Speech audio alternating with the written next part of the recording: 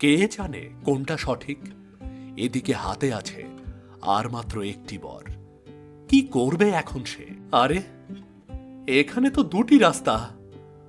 কোন পথে গেলে আমি পৌঁছাবো বাবা মায়ের কাছে? এখানে তো একটা ভুল একটা সঠিক, কিন্তু আমি কিভাবে বুঝবো কোনটা সঠিক? হায় বিধাতা, আমাকে সঠিক পথ দেখাও। না না, এখানে ভুল করা যাবে না। আমার কাছে আর একটি মাত্র বরই আছে। আমি যদি বর চাই সঠিক পথের জন্য, তাহলে বাবা মার কাছে গেলে আর কিছুই চাইতে পারবো না। যদি তখন কোনো বিপদে পড়ি? না না না না না না না না না না, এত বড় সিদ্ধান্ত নেওয়া যাবে না। রাজকুমার হাঁটু গেড়ে বসে পড়ে। বাতাস স্তব্ধ।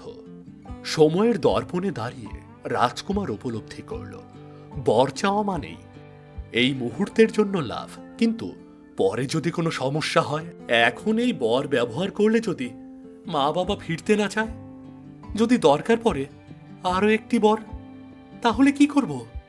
আমাকে এমন কিছু ভাবতে হবে যাতে একটি বরেই সব সমাধান হয়। কিন্তু কিভাবে হবে সেটা? রাজকুমার গভীর চিন্তা ভাবনা করে একটি বুদ্ধি বের করল। তার বুদ্ধি এবার তাকে রাজারানীর খোঁজ ও সমস্ত পথ পেরোতে সাহায্য করবে। আমি চাই আমার শেষ বর এই ঘোড়া পাক, যেন তার ভেতর জন্ম নেয় বিশুদ্ধ বুদ্ধি, সঠিক সিদ্ধান্তের শক্তি। সে বর চাইল তার লাল ঘোড়ার জন্য।